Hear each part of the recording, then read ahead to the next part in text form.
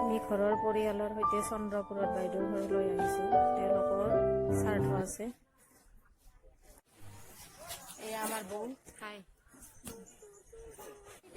এয়া আমাৰ বৌহঁত বাহিৰত বহি আছে। এয়া আমাৰ বাইদেউ। নমস্কাৰ।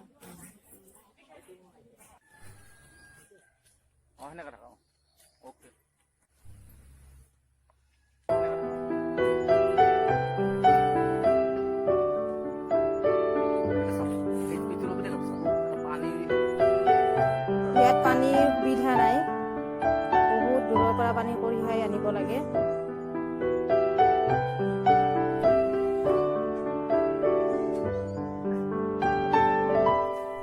এয়া চন্দ্ৰপুৰৰ গোবৰ্ধন এৰিয়াৰ কলনী গাঁও। ইয়াত পানীৰ সুবিধা নাই, তথাপিও ঠাইখিনি বিৰাট ধুনীয়া। ইয়াতে দেখিছে